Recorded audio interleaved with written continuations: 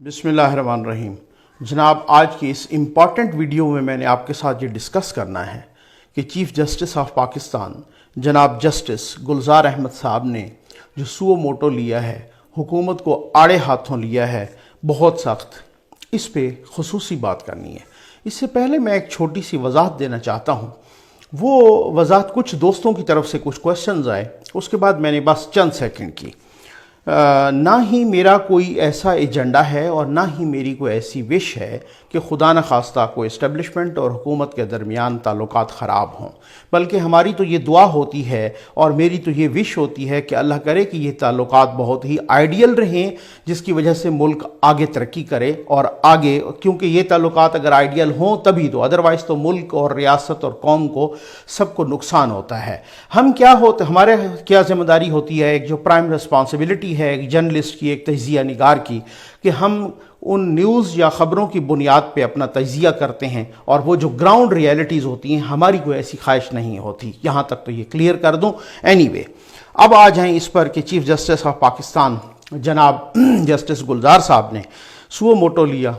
इससे पहले भी वो बहुत कुछ कहते रहे मुख्तलिफ़ केसेस के दौरान कि जनाब वो आप तो सिर्फ मीटिंग कर रहे हैं, हुकूमत तो सिर्फ मीटिंग कर रही है और कुछ भी नहीं कर रही, और भी मुख्तलिफ़ बातें।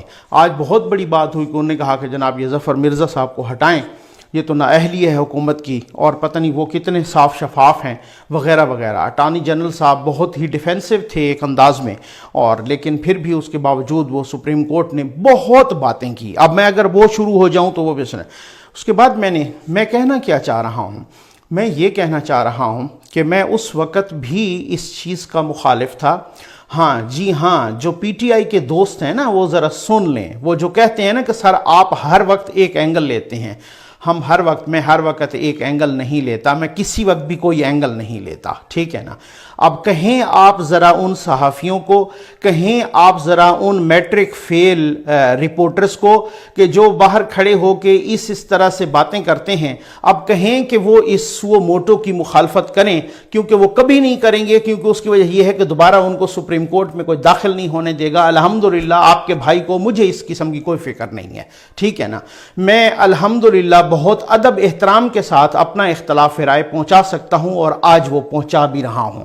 शायद हो सकता है मेरी इस वीडियो से, मेरी इन बातों से बहुत सारों को हैरत हो कि जनाब आज नकवी साहब को क्या हो गया है, लेकिन नहीं जनाब, मैंने क्या किया, मैंने सोचा, मैंने कहा कि अमेरिका में, इटली में, लंदन में, फ्रांस में, इंडिया में, बहुत सारी जगहों पे, क्या वहाँ सुप्रीम कोर्ट नहीं है?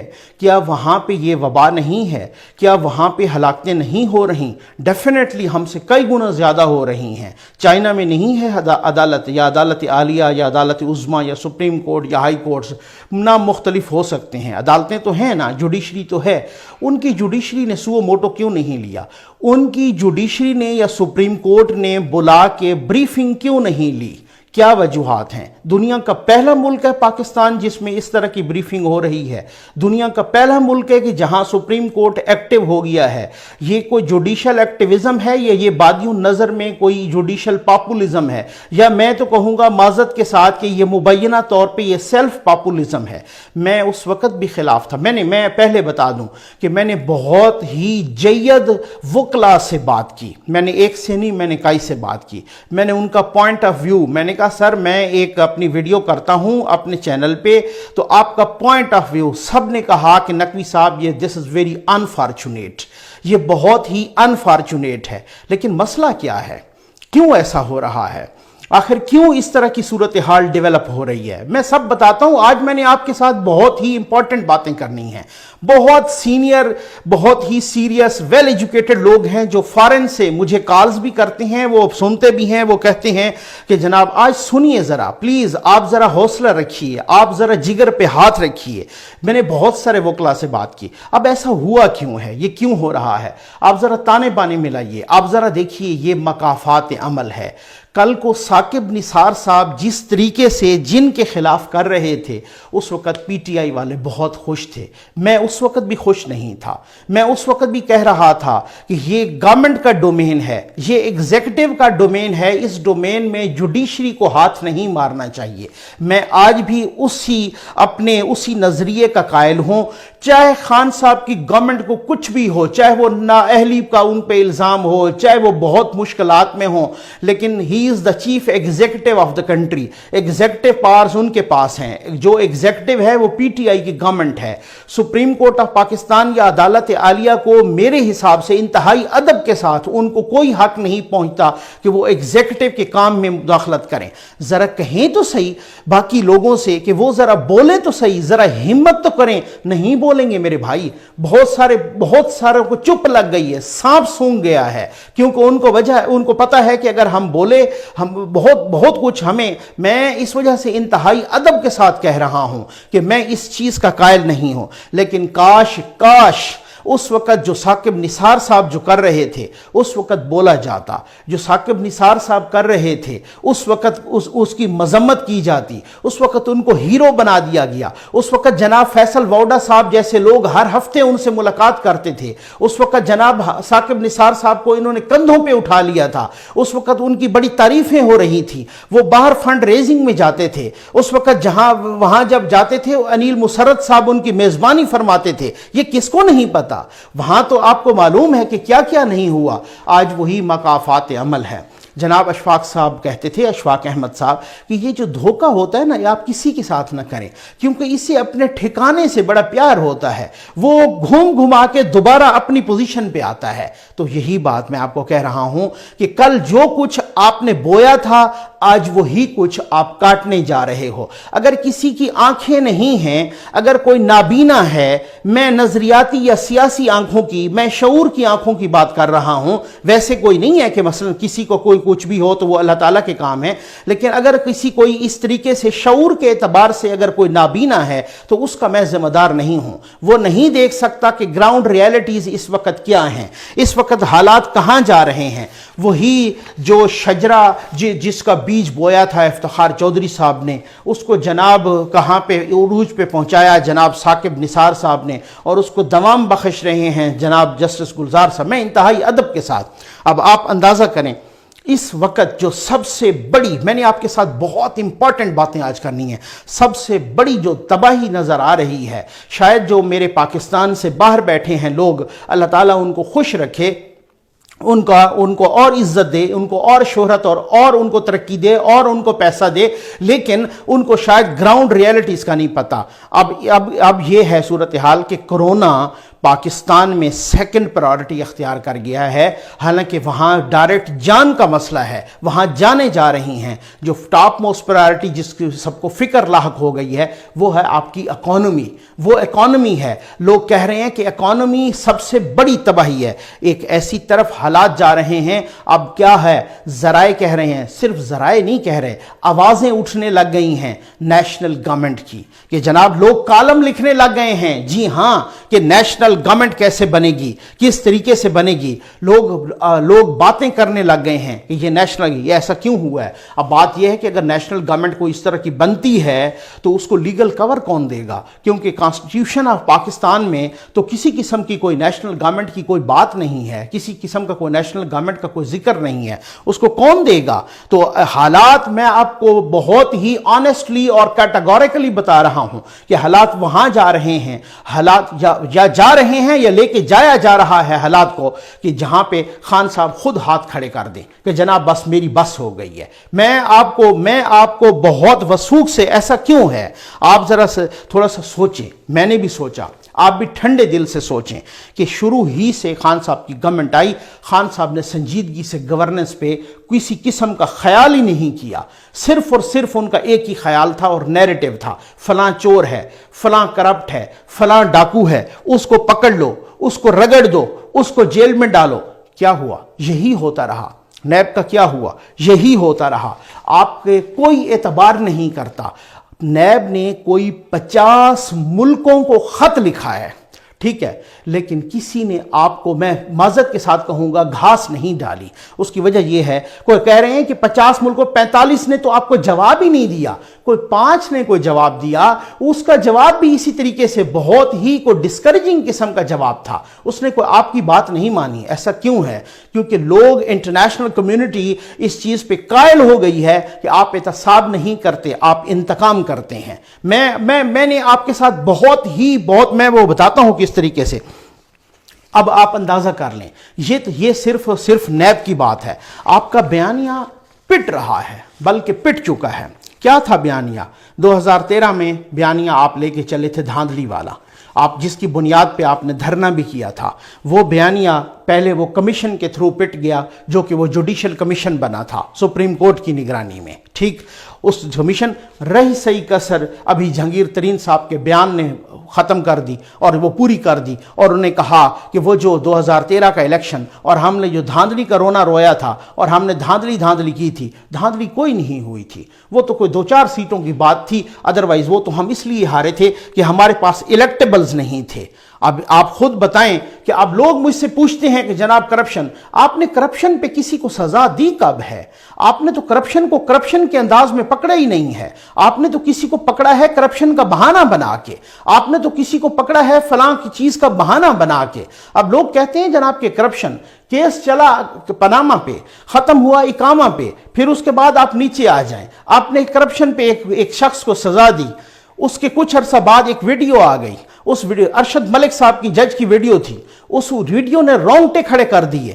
خود گورنمنٹ نے کہا اس ویڈیو کا ہم فرانزک آڈٹ کروائیں گے۔ وہ آڈٹ کیوں نہیں ہوا؟ جناب وہ آڈٹ ہوا ہے، وہ آڈٹ اس کا پہلے بھی ہو چکا تھا، اور وہ آڈٹ خود گورنمنٹ نے بھی، یہ میں آپ کو بتا رہا ہوں، ذرائع بتا رہے ہیں، خود گورنمنٹ نے بھی آڈٹ کرایا۔ گورنمنٹ کو پتہ چل گیا یہ ویڈیو سچی ہے، یہ ویڈیو بالکل ٹھیک ویڈیو، جینوئن ویڈیو ہے، ٹھیک ہے نا؟ اب اس کے بعد وہ چپ ساتھ گئے، تو کیا اس کے بعد انگلی نہیں اٹھے گی؟ جناب بالکل اٹھے گی۔ آج لوگ کوشچن کرتے ہیں کہ ذوالفقار علی بھٹو یا سندھ کا بھٹو کیوں نہیں مرتا؟ اس لیے نہیں مرتا کہ آپ نے انہیں ان نیچرل انداز میں مارا ہے۔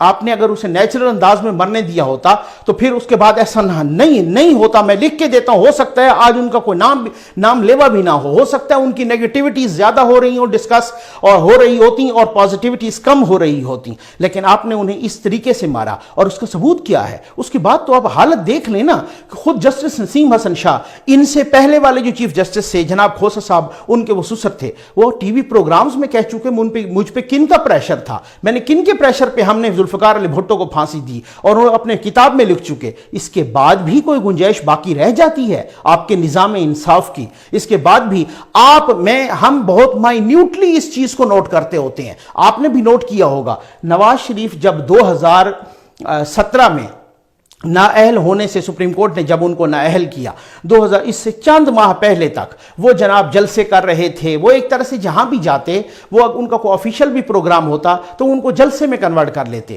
آپ دیکھتے، آپ کو اگر یاد ہے یا نہیں ہے، مجھے بہت ایک لفظ، ایک لمحہ اچھی طرح سے یاد ہے، کیونکہ ہم صاحب بطور صحافی ایک مائنیوٹلی ایک چیز کو آبزرو کرتے ہیں۔ ان کی اگلی سیٹوں کے علاوہ پچھلی ساری سیٹیں فارغ ہوتی تھیں، ان کا ایک پنڈال نہیں فل ہو پاتا تھا، لیکن جیسے ہی آپ نے ان کو نااہل کیا یا نااہل کروایا، اور اس کے بعد وہ جی ٹی روڈ پہ نکلے، جناب تانتا بندھ گیا لوگوں کا۔ اس کے بعد انہوں نے جلسے کیے، لوگوں کا تانتا بندھ گیا، آپ سے سنبھالا نہیں جا رہا تھا، آپ نے جلدی ان کو اندر ڈالنے کی کوشش کی۔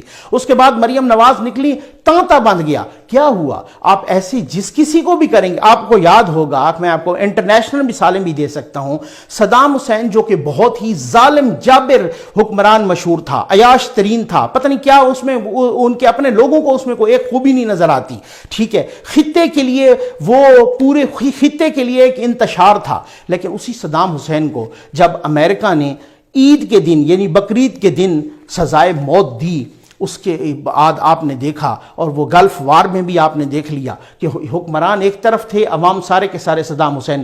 یعنی آپ جہاں بھی طریقہ کار غلط اڈاپٹ کرتے ہیں، اس کے یہی کانسیکوینسز ہوتے ہیں، اس کا یہی کچھ سارا کچھ کرنا پڑتا ہے۔ اب میں آپ کو بتاتا ہوں کہ جو 2013 سے 2018 تک کی غلطی ہوئی خان صاحب سے، کہ وہی دھرنے اور وہی انتشار، اور میں یہ بند کر دوں گا اور وہ بند، ابھی تو اپوزیشن نے کچھ بند کیا ہی نہیں ہے، ابھی تو اپوزیشن ایک جلسہ کرتی آپ نیب کے ذریعے ان کو اندر کرا دیتے تھے.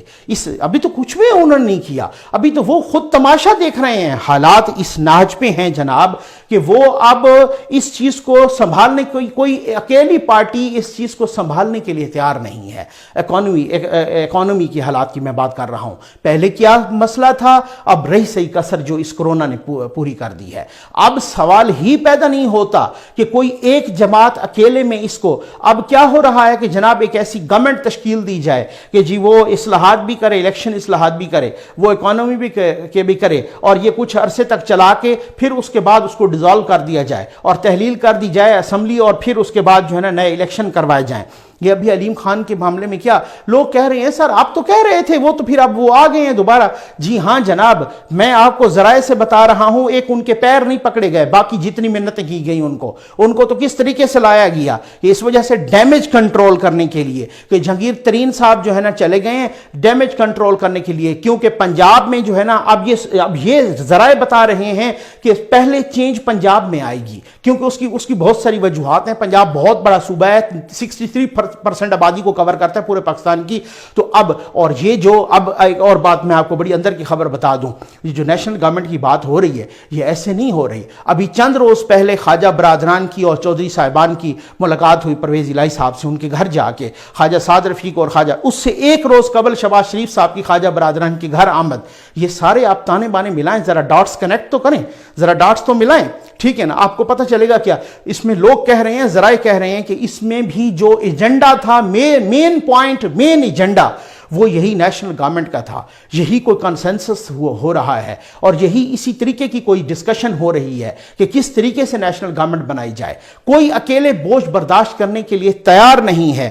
ابھی جہانگیر کہ انہوں نے یہ ڈیمیج کنٹرول کرنے کے لیے اپنا جو ہے نا علیم خان کو کہا ہے کہ جی آپ آ جائیے, آپ کسی طریقے سے آئیے, کیونکہ ان کو پتہ ہے کہ جہانگیر ترین ناراض ہو گئے ہیں.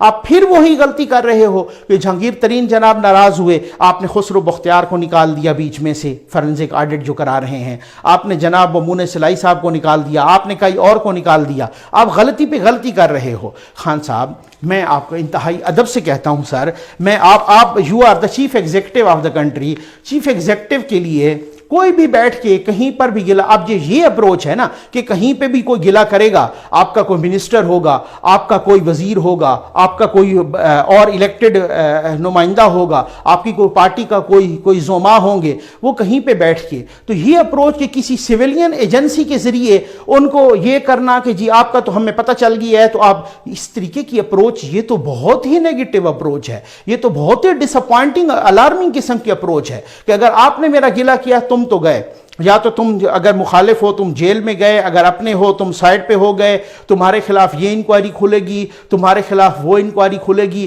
یہ طریقہ کار جو ہے, یہ تو اگر اس طریقے سے دیوار سے لگانا ہے, آپ یقین جانیے پی ٹی آئی کے الیکٹڈ لوگ کہہ رہے ہیں کہ خان صاحب کو ایسے غیر منتخب لوگوں نے کلے کی طرح گھیرا ہوا ہے کہ ہم, یہ ان کے الفاظ میں آپ کو بتا رہا ہوں کہ ہم چیخیں بھی صحیح تب بھی خان صاحب تک اپنی آواز نہیں پہنچا سکتے.